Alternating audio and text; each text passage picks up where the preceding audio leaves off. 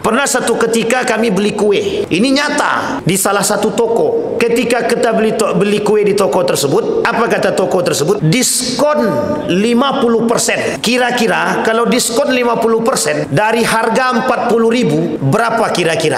50% dari 40.000, pasti akal sehat kita berbicara 20.000. Tapi kemudian di situ tertulis diskon 50% pakai aplikasi. Setelah kita pakai aplikasi maksimal 5.000. Sekarang pertanyaannya, kita yang bodoh atau mereka yang bodoh? Harusnya 40.000, diskon 50% jadi berapa Bapak Ibu?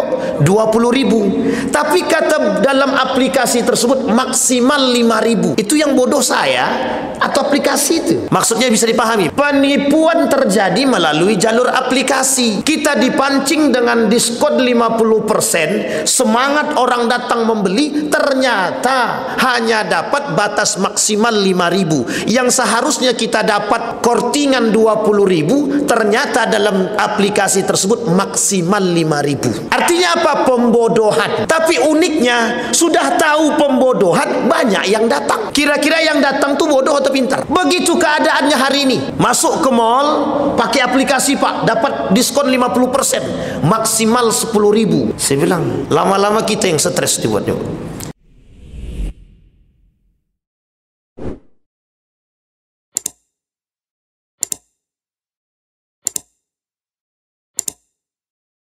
Kata Nabi dalam hadis qudsinya, kata Allah, qala Nabi sallallahu alaihi wasallam, wa qala Allah Ta'ala, ya bani Adam la takhafanna min dhi sultan fa inna sultani baqiyan fa inna sultani la yanfuzu abadan. Ya bani Adam la takhsha min dhiqi rizqin wa khazaini mulanatun wa khazaini la yanfuzu abadan. Ya ibni Adam la tatlub ghaira indi wa ana laka fa in talabtani wajadtani wa in fatani fatuka wa fatakal khair. Ya bani Adam khalaqtuka lil ibadah fala tal'ab wa qassamtu laka rizqa fala tad'ab fa in radita bima qassamtuhu laka arahtu qalbaka wa badanak wa kuntu indi mahmud wa kunta indi mahmud wa in lam tarda bima qassamtuhu laka fa wa izzati wa jalali la sultana alaik la usallitanna alaika ad-dunya tarqudu fiha ruqdun liwuhushi fil bariyati thumma la yakunu laka minha illa ma qasamtuhu laka wa kunta indi mazmuman. Ya bani Adam khalaqtu as-samawat as-sab'ah wal aradin as-sab' wa lam a'i bi khalqihinna ya'ni 'ish sawfa laka bila ta'ab raqiqah. Ya bani Adam ana lam ansa man bi musahibini fa kaifa man ata'ani wa ana rabbur rahim wa ala kulli syai'in qadir. Sadaqallah. Wa qala Nabi sallallahu alaihi wasallam fi haditsin akhar, kata Nabi dalam hadis yang lain, qala Nabi sallallahu alaihi wasallam wa man rufaqa'uka min ummati qala 10 sultanun jair ghaniyun mutakabbir tajirun kha'in syaribul khamr al-qattad sahibuz zina aqilu malil yatim al-mutahawad bis salati mani'uz zakah alladhi yutilul amal fahaulai ashabi wa ikhwani, dalam kitab Tanbihul Ghafilin. Bapak Ibu sekalian yang berbahagia, dalam hadis yang pertama Nabi berkata, hadis ini hadis qudsi, kata Nabi, qala Allah Ta'ala, qala Nabi sallallahu alaihi wasallam wa qala Allah Ta'ala, ya bani Adam la takhafanna min dhi sultan, wahai anak bani Adam, jangan kalian pernah takut dengan sesuatu yang namanya kekuasaan. Jangan pernah takut dengan kekuasaan. Maksudnya apa? Jangan takut kehilangan kekuasaan. Jangan takut dengan orang yang punya kekuasaan, dan jangan pernah takut dengan ketidak memiliki kekuasaan, dan jangan pernah tertipu dengan kekuasaan. La takhafanna min dhiq, la takhafanna dhi sultan, fa inna sultani bakian. Tidak ada satu pun yang paling kuasa di antara manusia di muka bumi ini, kata Allah dalam hadis kursinya, kecuali aku. Madama sultani baqiyan fa inna sultani la yanfudhu abadan. Sesungguhnya kekuasaanku, derajatku tak akan pernah habis, ketinggianku tak akan pernah sirna, kehebatanku tak akan pernah ada yang melampaui. Ini tunjukkannya Allah. Allah kata kepada manusia di poin yang pertama tadi. Dalam hadis yang kedua kita bahas di waktu zuhur kemarin, kata Nabi ketika diskusi kepada iblis, man rufaqa'uka min ummati, kata Nabi, hai iblis, siapa orang-orang yang bakal menjadi sahabatmu kelak di hari kiamat dari umatku, kata Nabi.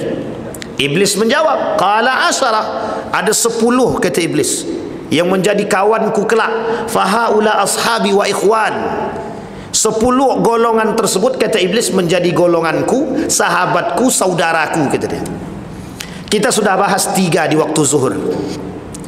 Yang pertama, kata Nabi, kata iblis berkata kepada Nabi, yang pertama sultanun jair.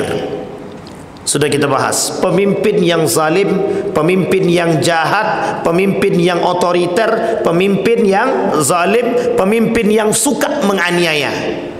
Inna asyaddan nas yaumal qiyamah, yang paling kenceng nangisnya, yang paling kenceng menyesalnya, kata Hasan al-Basri, di hari kiamat adalah seorang pemimpin yang diberikan razaqahullahu bimansibin, yang diberikan oleh Allah kekuasaan, tapi dengan kekuasaan dia menzolimi orang lain, dia menzolimi rakyat dia zolimi orang-orang pengikut dia. Ini pemimpin yang zalim, sultanun jair. Yang kedua, ghaniyun mutakabbir, orang kaya yang sombong. Kata iblis, kawanku adalah orang kaya yang sombong. Kalau ini tak perlu kita tanya, mesti jawabannya insyaallah sepakat itu. Banyak ada orang kaya hari ini yang sombong. Tak sepakat ternyata di sini. Alhamdulillah. Berarti di sini rata-rata orang kayanya baik-baik. Tapi banyak atau tidak orang kaya yang sombong hari ini? Yang mereka mereka berjalan di muka bumi yamsuna 'alal ardi hauna. Mereka berjalan di muka bumi mutakabbira, dengan membanggakan diri, orang kaya yang sombong. Kata iblis, itu kawanku, kata dia. Nomor 2 sudah kita bahas juga. Yang ketiga, tajir khain. Tajir khain itu adalah seorang pedagang pengkhianat. Allah menunjukkan hari ini setiap perkembangan zaman, Bapak Ibu, kita tidak boleh menafikan keberadaan zaman atau perkembangannya, tidak bisa. Kita mau menghindar dari perkembangan zaman itu tidak mungkin. Dulu perdagangannya offline, sekarang online. Dulu perdagangannya tidak ada pakai Shopee Pay, sekarang pakai Shopee. Pakai apa lagi? Lazada, pakai Tokopedia, semuanya lah. Semua sudah ada pasarnya masing-masing. Dalam bahasa akademik disebut dengan waralaba online. Sudah ada sekarang warung-warung online. Bahkan penjualan jasa pun sudah online sekarang. Apa itu? Prostitusi online. Sudah online juga. Jadi kalau dulu prostitusi online-nya datang dulu ke Doli Surabaya, datang dulu ke Jakarta, datang dulu ke Malang, datang dulu ke beberapa daerah, sekarang tak perlu lagi. Sudah ada namanya prostitusi online. Saya tak tahu kalau di Pekanbaru ini dulu ada atau tidak, tempatnya pun saya tak tahu. Alhamdulillah, lebih baik tak tahu. Tapi yang menjadi masalah sekarang ini prostitusinya online. Kalau dulu yang tua-tua, yang sekarang muda-muda, yang mereka memperjualbelikan diri mereka. Artinya apa? Sekarang tidak bisa kita menghindari perkembangan zaman. Yang bisa kita lakukan terhadap perkembangan zaman adalah kembali kepada fitrah kita sebagai manusia, kembali kepada ajaran-ajaran agama. Artinya apa kata Nabi? Kelak di hari kiamat itu, di akhir zaman itu, manusia itu isinya tak berakhlak. Sehingga ketika manusia tak berakhlak, itulah kekacauan terjadi. Jadi dengan kekacauan yang seperti itu kata Nabi, yang selamat itu manusia yang aneh. Tuba lil ghuraba. Beruntunglah orang-orang yang aneh ketika itu. Siapa mereka yang aneh? Yang menjaga nilai-nilai agama. Orang yang berjualan hari ini kalau jujur dicemooh orang. Orang yang berjualan hari ini kalau dia baik, dia dicemooh orang. Tapi kalau dia berkhianat, dia menipu, dia banyak kawan. Sama. Kalau ada orang yang tidak korupsi hari ini, itu diperbincangkan dan digibahkan. Tapi kalau dia korupsi, itu kawanku kata dia. Itu bahaya manusia sekarang begitu. Saking dekatnya mereka dengan, mohon maaf, saking dekatnya hari dengan kiamat itu nampak. Kenapa? Karena rasa tidak malu. Rasa malunya sudah hilang. Saking tak malunya mereka berkhianat dalam tijarah, mereka melakukan apapun yang penting kami untung. Maka Bapak Ibu sekalian yang berbahagia, salah satu definisi daripada ekonomi itu adalah mencari keuntungan sebanyak mungkin. Dan itu yang dilakukan oleh John. Kata John dalam buku dia, arti ekonomi itu adalah mencari keuntungan sebesar mungkin. Masalahnya halal atau haram kemudian belakang lah. Masalah halal dan haram itu belakangan. Seorang penulis namanya Max Weber dalam kisah filsafat dia, penulis buku The Wealth of Nation, juga mengatakan hal yang sama. Ternyata dalam pandangan mereka ada namanya etika jual beli. Mereka melakukan etika ekonomi. Pelaku ekonomi itu harus punya etika. Salah satu etika pelaku ekonomi adalah tidak melakukan kecurangan dalam transaksi jual beli. Artinya apa? Banyak manusia yang hari ini demi keuntungan menghalalkan yang haram, menghalalkan cara untuk mendapatkan, baik menipu dan lain sebagainya, tak urusan. Pernah satu ketika kami beli kue. Ini nyata, beli kue di salah satu toko. Ketika kita beli kue di toko tersebut, apa kata toko tersebut? Diskon 50%. Kira-kira kalau diskon 50% dari harga 40.000, berapa kira-kira? 50% dari 40.000, pasti akal sehat kita berbicara 20.000. Tapi kemudian di situ tertulis diskon 50% pakai aplikasi. Setelah kita pakai aplikasi maksimal 5.000. Sekarang pertanyaannya, kita yang bodoh atau mereka yang bodoh? Harusnya 40.000, diskon 50% jadi berapa Bapak Ibu? 20.000. Tapi kata dalam aplikasi tersebut maksimal 5.000. Itu yang bodoh saya atau aplikasi itu? Maksudnya bisa dipahami, Bu? Penipuan terjadi melalui jalur aplikasi. Kita dipancing dengan diskon 50%, semangat orang datang membeli, ternyata hanya dapat batas maksimal 5.000. Yang seharusnya kita dapat kortingan 20.000, ternyata dalam aplikasi tersebut maksimal 5.000. Artinya apa? Pembodohan. Tapi uniknya, sudah tahu pembodohan, banyak yang datang. Kira-kira yang datang tuh bodoh atau pintar? Tak ada yang berani jawab. Begitu keadaannya hari ini. Masuk ke mall, pakai aplikasi Pak, dapat diskon 50%, maksimal 10.000. Saya bilang, lama-lama kita yang stres dibuatnya. Maka Bapak Ibu sekalian yang berbahagia, itu pengkhianatan, penipuan dalam tijarah, dalam transaksi jual beli. Itu masalah seperti ini tak sedikit kita temukan, sering. Makanya hati-hati. Kalau Bapak Ibu ditawarkan diskon, tanya dulu baik-baik. Kalau mau dia jawab, biasanya tak mau jawab. Bapak, diskon ini dari harga berapa? Oh, dari harga 250.000. Kalau sekarang sudah ada HP, boleh cek tuh harga barang yang sesungguhnya, nanti nampak tuh. Artinya apa? Kadang-kadang dengan diskon itu kita ditipunya, Pak. Diangkatnya naik, dinaikinnya harga 100%. Anggaplah 25.000. Dinaikkannya 2 kali lipat, jadi berapa? 50.000. Sekarang didiskonkannya 50%. Jadi dari 50.000, 50% berapa diskonnya, Bapak Ibu? 50. Tetap harganya 25.000 sebenarnya. Cuman karena kita 50% diskonnya katanya. Itu yang menjadi kita terpancing tadi itu. Karena dapat diskon 50.000, bangga pula lagi. Alhamdulillah kita belanja di mall. Yang di mall tersebut tidak ada transaksi, tidak ada sunnah jual beli sudah. Di dalam mall itu salah satu sunnah jual beli yang dihapus adalah tawar menawar. Dan tak boleh kita tawar menawar di mall tu. Berapa harga barang nih? 150.000 boleh kami tawar, harga pas. Karena gengsi, karena ingin menaikkan derajat, aku belinya di mall. Harganya 250.000. Buka coki kawan tadi. Aku beli di Ramayana yang bisa kami tawar itu cuma 75.000. Ente kena tipu gitu deh. Sampai di sini bisa dipahami Bapak Ibu. Saking banyaknya penjual hari ini, mohon maaf jangan tersinggung para penjual. Memang tidak semuanya, alhamdulillah.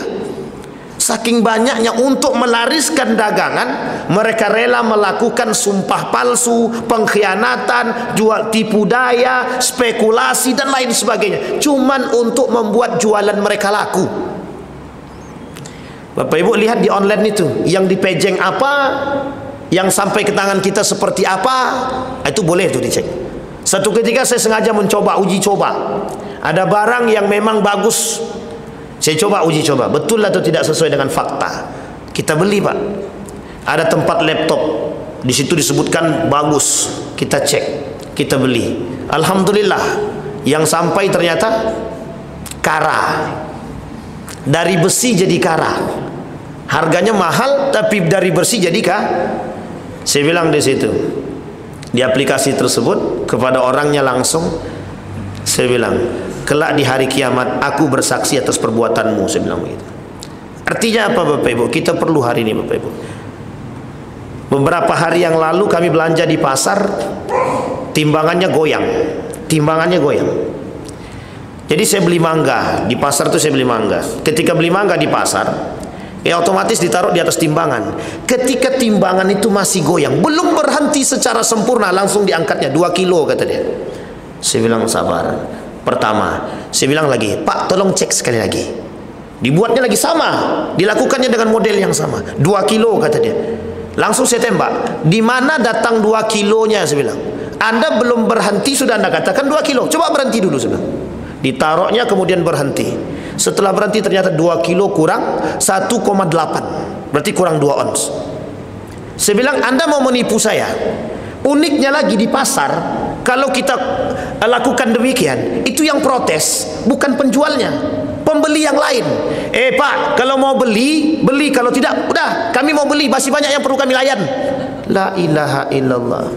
Itu model jual beli hari ini.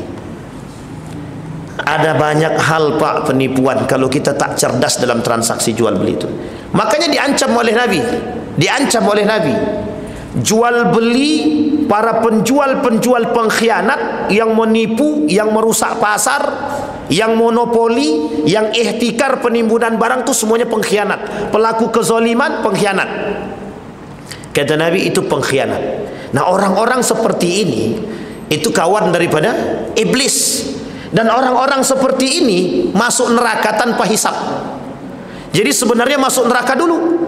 Jadi ada 6 orang yang bakal masuk neraka qabla hisab. Jadi sebelum dihisab masuk nerakanya. Salah satu diantaranya tajir khain, penjual yang penipu. Ini bagus berasnya, bagus beras, mantap, alhamdulillah. Sudah bilang bagus pakai alhamdulillah lagi. Ternyata beras plastik. Ini dia Bapak Ibu. Jadi banyak sekarang. Kok bisa orang-orang seperti ini menipu dalam jual beli? Karena mereka tak takut dengan Allah. Bapak Ibu, ada cerita yang sangat unik. Ketika Umar bin Khattab jalan sebagai Amirul Mukminin. Ketika jalan di malam hari, ada satu tradisi jual susu unta yang dilakukan oleh banyak pedagang ketika itu. Satu malam anaknya bilang begini kepada seorang anak berbicara kepada ibunya begini. Bu, susu unta kita nih berkurang, tidak seperti biasanya. Kata ibunya begini, begini aja nak, kita campur susu unta tadi dengan air sedikit aja, tak usah banyak. Anaknya bilang, jangan bu, nanti kita berdosa. Ibunya bilang begini, kan Amirul Mukminin tak lihat. Sementara Amirul Mukminin Umar bin Khattab sudah mengatakan, kalau ada orang yang mencampuri susu dengan air, maka dia akan dihukum. Kata ibunya tadi, tidak, Amirul Mukminin tidak nampak. Ketika itu Amirul Mukminin sedang berada di jendela rumah mereka untuk mendengarkan perbincangan antara anak dengan ibu tadi. Apa jawaban sang anak tadi? Kata sang anak tadi, memang Umar bin Khattab atau Amirul Mukminin tidak melihat, tapi Allah melihat. Sampai di sini paham ya, Beh? Kelak anak tersebut dinikahkan dengan anak Umar bin Khattab, dikumpulkan oleh Umar bin Khattab anak-anaknya. Apa kata Umar bin Khattab? Ada yang mau menikah? Kalau tidak ada yang mau menikah, maka akan kunikahkan dengan yang lain. Anaknya nomor 2 mengatakan, saya siap menikah. Kelak yang menjadi pemimpin umat muslim setelahnya yang bernama Umar bin Abdul Aziz, dari keturunan Umar bin Khattab, dari anak yang kedua yang nikah dengan perempuan yang jujur tadi. Bayangkan Bapak Ibu, orang tak percaya dengan keberkahan itu, sehingga mohon maaf, di rumah beras tak ada, anak menangis butuh susu, istri menangis minta duit mau jalan-jalan, atau mau beli make up, atau mau beli baju baru. Orang tua mungkin butuh duit, dalam benak sudah tidak ada duit, bingung bagaimana cara duit, dilakukanlah berbagai macam upaya. Itu kalau terdesak. Sekarang uniknya sudah tidak terdesak, sudah tidak dalam keadaan darurat, tapi mereka tetap melakukan penipuan dalam jual beli. Kenapa? Karena sudah merasa tidak ada yang melihat dalam transaksi kecurangan mereka, padahal Allah syahid, Allah yang menyaksikan. Tapi mengapa manusia masih melakukan penipuan dalam transaksi jual beli? Karena mohon maaf, kecintaan manusia terhadap harta itu melebihi cinta mereka kepada Allah. Jadi tidak takut. Orang hari ini tak takut lagi kepada Allah. Yang mereka takutkan dengan perut mereka. Kalau perut kami tak terisi, bagaimana caranya? Daripada kami mati, padahal mati itu tak segampang itu juga. Banyak orang mati bukan karena kelaparan. Banyak orang mati bukan karena kelaparan. Ingat itu Bapak Ibu, orang mati itu bukan karena kelaparan. Kalau ada orang yang mengatakan mati karena kelaparan, itu sedang hilang akidah dia. Orang mati karena Allah, sudah ajalnya dapat.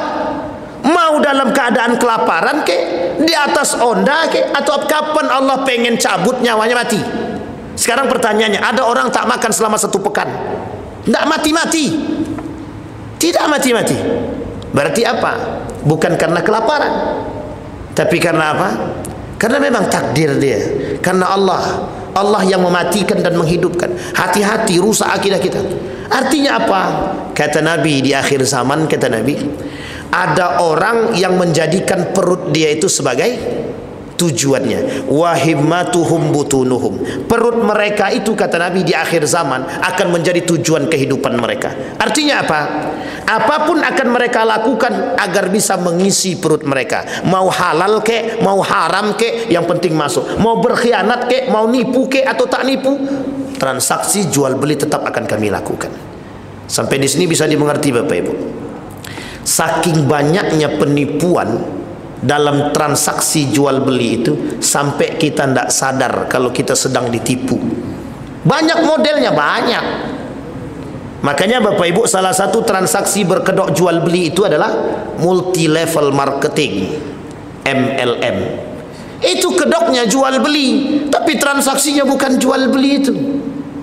Itu namanya membunuh. Membunuh. Siapa yang naik, dia yang untung, yang di bawah tetap buntung. Atas untung, bawah buntung. Atas yang untung, yang di bawah buntung. Multi level marketing. Banyak Bu. Model-model tipu daya hari ini banyak sekali. Artinya apa? Mereka semua yang bertransaksi dengan model seperti ini, itu semuanya adalah penipu dan pengkhianat. Ada transaksi jual beli yang lain yang dikatakan oleh Nabi dalam hadisnya. Kata Nabi begini, ada orang yang jual, kemudian kita anggaplah jualan dia jualan baju. Kemudian dia punya kawan, ada kawan dia. Kata penjual ini kepada kawannya, tolong kau pura-pura beli dan yakinkan orang bahwa barangku ini bagus, sehingga engkau seakan-akan membeli dengan harga-harga yang tepat, biar bisa menarik orang lain. Bapak Ibu tahu maksudnya itu? Ada orang-orang yang memang sengaja diminta untuk menjadi pelaris jual beli mereka, meskipun pada hakikatnya mereka tidak beli. Hukumnya haram. Hukumnya haram. Namanya penipuan. Dan itu termasuk pada bagian pengkhianatan dan kezaliman. Aku beli barang dia nih, bagus sekali barang nih, padahal sama-sama kawan. Sama-sama kawan. Sehingga menarik orang lain untuk datang membeli. Boleh Pak Ustaz? Tidak boleh, hukumnya haram itu.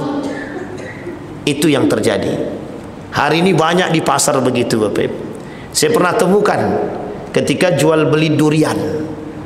Wih, bagus durian nih. Berapa harganya? 50.000 ya. 50.000 ini terlalu murah dengan sebagus ini. Saya pura-pura tak tahu saya. Saya tungguin sampai selesai orang beli. Mendekat Isya. Apa kata mereka? Yang tadinya di depan tadi dibayar sama yang tukang beli tadi, yang penjual tadi dibayar, dikasih uang, saya lupa berapa dikasihnya. Saya bilang inilah tipu daya yang dilakukan. Dia tak beli, cuman dia melakukan penipuan seolah-olah barang yang dijual ini bagus, atau kemudian dengan cara menarik, dengan cara dia di depan mempromosikan agar orang-orang lain datang untuk mempromosikan dan membeli barang tersebut. Itu tak boleh, hukumnya haram. Ittafaqal ulama, sepakat ulama. Penipuan. Baik, tajir khain. Apa maksud tajir khain tadi? Pengkhianat dalam jual beli. Jadi Bapak Ibu para pedagang, apapun dagangan Anda, apapun usaha Anda, yang jujurlah, yang jujurlah. Jangan jual daging, jangan jual daging tapi daging busuk. Jangan jual udang tapi udang sudah busuk, dimasukkan ke freezer jadi segar lagi, kemudian ditanya ini masih bagus. Bagus, demi Allah masih bagus, bersumpah pula atas nama Allah, tapi ternyata tipu dah. Banyak kita temukan orang-orang yang jual di pasar tadi. Mohon maaf, jangan tersinggung, kita cuma ingin mengingatkan, kembalilah ke jalan yang benar, berdaganglah dengan cara yang baik. Orang yang berdagang dengan cara yang tidak benar, sebesar apapun keuntungan yang Anda terima, sebesar itu pula lah kerugian yang akan Anda alami. Sebesar apapun keuntungan yang Anda terima dari transaksi jual beli, apapun usaha Anda dengan cara menipu dan berkhianat, sebesar itulah kerugian yang akan Anda alami. Bisa dipahami ya Bapak Ibu ya? Baik, hati-hati Bapak Ibu. Akhir zaman, maka Bapak Ibu, Nabi selalu mengancam urusan perdagangan. Kenapa? Karena Nabi tidak pernah bisa ikut campur dalam urusan pasar. Barulah ketika masa Utsman bin Affan, pada masa Utsman bin Affan, itu Utsman membentuk controlling. Jadi ada pengawas pasar namanya. Pengawas pasar ini bertujuan untuk melihat siapa di antara pelaku-pelaku pasar ini yang melakukan kecurangan dalam jual beli. Tapi tetap pengawas pasar ini tidak bisa menentukan harga. Dia hanya mengawas saja. Kalau ada yang menipu, kalau ada yang berbohong, kalau ada yang tidak jujur, maka dia akan disampaikan kepada Utsman bin Affan, dan Utsman bin Affan akan mengambil keputusan dan kebijakan. Dan itu ditulis oleh Ibnu Taimiyah dalam kitabnya tentang controlling pasar. Pasar itu penting Bapak Ibu. Nah, kenapa Nabi kemudian mengancam? Karena ketidakmampuan Nabi terlibat dalam pasar tersebutlah kemudian Nabi khawatirkan kelak akan muncul orang-orang dengan pasar tadi melakukan kecurangan, sehingga Nabi ancamlah pelaku-pelaku kecurangan itu dengan neraka yang kelak akan menghuni neraka jahanam. Kita takut atau tak takut Bapak Ibu? Takut atau tak takut Bapak Ibu? Banyak yang tak takut nampak ini. Baik, yang keempat, syaribul khamri. Kata setan, kata iblis, kawanku kelak adalah syaribul khamri. Apa itu syaribul khamri? Peminum khamar. Peminum khamar. Kenapa kok peminum khamar ini kawannya iblis? Dah disebutkan oleh Allah dalam Al-Quran. Apa kata Allah dalam Al-Quran? Apa kata Allah? Ikhwanas syayatin. Orang-orang peminum khamar, pejudi, mereka masuk dalam ikhwanas syayatin, saudara-saudara setan. Jadi pelaku-pelaku peminum khamar saudara-saudara setan. Pertanyaannya adalah siapa yang minum khamar itu? Rata-rata orang yang meminum khamar itu satu orang yang mohon maaf, mereka yang frustasi dengan kehidupan. Yang kedua, orang yang bergaul dengan para peminum khamar yang lain. Yang ketiga, orang yang nggak punya kerjaan. Itu rata-rata peminum khamar. Ada gaya hidup sekarang ini, kalau kami tak minum khamar, Ustaz, kami tak bisa berkawan dengan mereka. Jadi harus pula minum khamar baru bisa berkawan dengan mereka. Kalau begitu, tak usah berkawan dengan itu. Karena kalau kita berkawan dengan peminum khamar, hari pertama kita selamat, hari ke-10 kita ngikut. Mungkin bisa lebih kita daripada mereka. Kata kawan-kawan yang tadi ngajak, dulu tak mau, sekarang paling parah, kata dia. Sampai di sini bisa dimengerti ya Bapak Ibu ya. Peminum khamar, kata iblis kawanku, kata dia. Apa ancaman mereka? Otomatis mereka akan masuk ke dalam neraka. Dan mereka termasuk golongan yang 9 yang pernah kita sampaikan di waktu zuhur, yang tidak diajak oleh Allah berbicara. Allah tak mau melihat mereka. Bagi mereka azab yang sangat pedih, dan Allah tak mau mensucikan mereka. Allah melaknat mereka. Bagi mereka neraka jahanam. Bayangkan Pak, ancamannya 6 bagi peminum khamar, syaribul khamri. Apa khamar di sini Ustaz? Banyak macam dia. Sesuatu yang memabukkan. Bagian daripada itu, baik ganja, narkoba, narkotika, alkohol, tua, kamput, bir bintang, yang tak ada bintangnya. Sebutkan semua. Yang terbaru saya tak tahu. Itu yang lama-lama. Itu yang lama-lama. Banyak itu. Dan uniknya lagi Bapak Ibu sekalian yang berbahagia, dulu orang minum khamar sembunyi-sembunyi. Dia cari tempat yang paling sembunyi, kemudian mereka beli minuman, mereka minum. Sekarang tidak. Setiap ada acara nikahan, tengok di belakang tenda tu. Tengok minumannya ada apa tidak. Kalau sudah ada band, kalau sudah ada keyboard, ada penari yang tak pakai, mohon maaf, tak pakai baju, maksudnya tank topan, celana pendek, rokan, rok pendek. Tengok tu baik-baik. Bisa jadi ada narkobanya, bisa jadi ada minuman khamarnya, bisa jadi ada kamputnya. Bagi anak muda hari ini Bapak Ibu, kenapa mereka rusak? Ada yang merusak mereka. Apa namanya? Lem. Bapak Ibu tahu ngelem ya? Dibuka lem cap kambing tadi, dibuka lem cap kambing tadi, dihiruplah sampai teler. Apa namanya itu? Itulah pokoknya ngelem. Namanya ngelem. Itu anak sekolah zaman sekarang itu, SMA, SMP dan lain sebagainya. Kalau kita tak kontrol Bapak Ibu, kita yang hancur, generasi ke depan kita begitu. Baik, syaribul khamar. Yang keempat. Yang kelima, al-khattat, tukang fitnah. Al-fattat, tukang fitnah. Ini orang-orang yang suka menyebarkan fitnah. Allah sebut dalam Al-Quran 2 kali dengan kalimat yang berbeda. Apa kata Allah? Al-fitnatu asyaddu minal qatal. 1. Yang kedua, al-fitnatu akbaru minal qatal. Yang pertama, al-fitnah asyaddu minal qatal. Yang kedua, al-fitnatu akbar minal qatal. Bayangkan para ulama mengatakan, ini para ulama yang mengatakan, fitnah di sini banyak, ujian, ketidakbenaran dan lain sebagainya. Bahkan ada ulama yang mengatakan, sultanun jair khairun min alfi fitnatin, gitu. Seorang pemimpin yang zalim itu lebih baik daripada 1000 fitnah. Coba Bapak Ibu bayangkan, saking berbahayanya fitnah tadi. Ini banyak bermunculan, apalagi ini masa-masa pilkada nih, tukang fitnah bersebaran ini.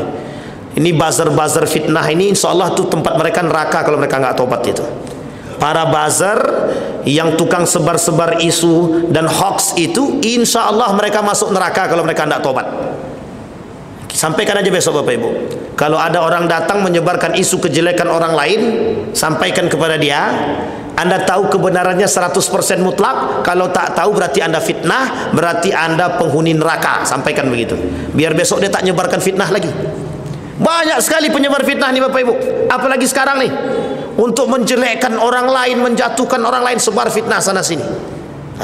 Ini hati-hati Bapak Ibu, siapapun kalian, siapapun Bapak Ibu semua, mau masuk dalam nomor berapapun, tim ses apapun, silahkan, tapi jangan pernah menyebarkan fitnah, apalagi kalau Anda tidak mengerti apa yang Anda sampaikan.